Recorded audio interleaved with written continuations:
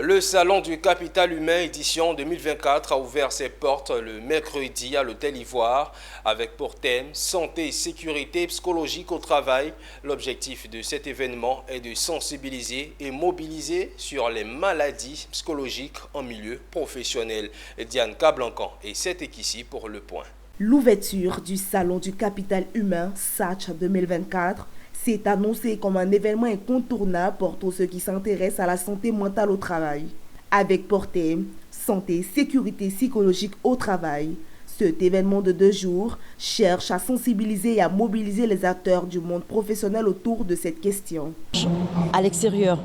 Et donc, nous allons adresser un plaidoyer à l'État de Côte d'Ivoire par le biais du ministère de la Santé, par le biais du ministère de l'Emploi, afin que désormais en Côte d'Ivoire, il y ait des lois qui soient prises pour que les personnes fragilisées par la vie en milieu professionnel puissent être prises en charge quand elles ne peuvent plus. Dans un contexte où le stress, l'anxiété et la dépression font partie intégrante du quotidien de nombreux travailleurs, le salon propose une plateforme d'échange et de réflexion pour aborder ces problématiques de manière constructive avec le slogan « Employé-employeur », tous concernés par les maladies psychologiques au travail.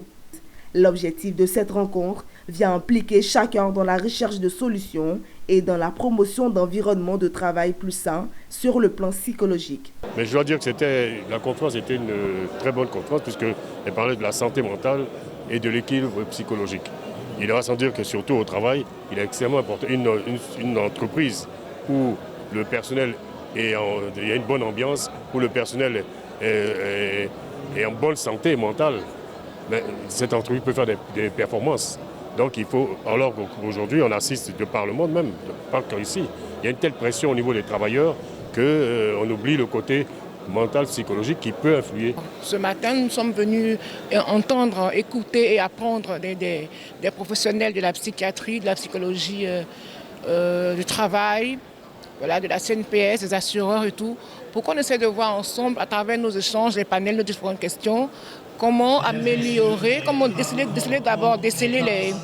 les problèmes de santé mentale de nos collaborateurs et ensuite, par la suite, voir ensemble dans quelle mesure les prendre en charge le plus efficacement possible. Des conférences animées par des experts étaient au programme, des ateliers interactifs et des témoignages inspirants ont nourri les réflexions et les actions à entreprendre pour favoriser le bien-être mental au travail.